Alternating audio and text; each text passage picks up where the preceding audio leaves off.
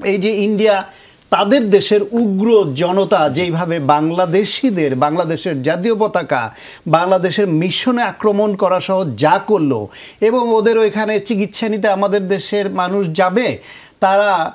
একজন চিকিৎসক কিভাবে এটা সম্ভব বলে তার হাসপাতাল চেম্বারের সামনে ভারতের পতাকা থাকবে, পতাকাকে প্রণাম করলে সে তার চেম্বারে ঢুকতে দিবে, এরকম ঘোষণা নাকি কোনো ডাক্তার দিয়েছে। ত্রিপুরা অল ইন্ডিয়া হাসপাতাল মালিক, all India restaurant and hotel ওনার্সরা তারা সিদ্ধান্ত নিল বাংলাদেশের কোনো মানুষকে তাদের ওইখানে খেতে দিবে না, থাকতে দিবে না, খেতে দিবে না। এটা হতে পারে একজন মানুষকে, আপনার দেশে তারা গেছে মেহমান, আপনার গেস্ট আপনার দেশে যখন গেছে, আপনি গেস্টকে টাকা দিয়ে খাবে, খেতে দিবেন না, থাকতে দিবেন না, এইরকম বৈরী আচরণ করলো। অথচ বাংলাদেশে তাদের সব টিভি চ্যানেলগুলো এখনও দেখা যাচ্ছে। বাংলাদেশে যে কালচারাল আগ্রাসন তারা দীর্ঘদিন ধরে বজায় রেখেছে, আমার দেশের একটা টিভি চ্যানেল তাদের দেশে দেখার সুযোগ দেয় নাই, নানান প্রতিবন্ধকতা সৃষ্টি করে, কিন্তু আমরা কিন্তু ওদের টিভি চ্যানেলগুলো এখনও বন্ধ করিনি। কিন্তু বাংলাদেশ যদি মনে করে ইন্ডিয়ার বিকল্প পাবে, কিন্তু ইন্ডিয়া বাংলাদেশকে ব্যবহার করে যে বাণিজ্য, একচাটিয়া বাণিজ্য করে, ওদের যে কালচারাল যে বিস্তার লাভ করেছে,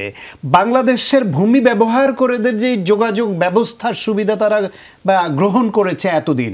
বাংলাদেশকে শুধু অবৈধভাবে একটা সরকারকে ক্ষমতায় রেখে শেখ হাসিনার মতো একটা বৃত্তকে পেয়ে সেই বৃত্ত অনুগত বৃত্তের বাহিনীকে কাজে লাগিয়ে যেই সুবিধা আদায় করেছে, সেই দেশকে যদি বাংলাদেশ যদি মনে করে যে আমার দেশ থেকে অন্যায়ভাবে যে সুবিধা নিয়েছো সব কাট করা হবে, তোমাদের দেয়া হবে না, আমার দেশে তোমার দেশে টিভি চলবে না, আমরা আত্মমর্যাদা নিয়ে সাম্যের ভিত্তিতে সার্বভৌমত্ব রক্ষা করে যে সম্পর্ক সেটা রাখতে পারলে আসো, না হলে বিদায়। এই কথা যদি বলে, ভূ রাজনীতিতে চায়না আছে, পাকিস্তান আছে,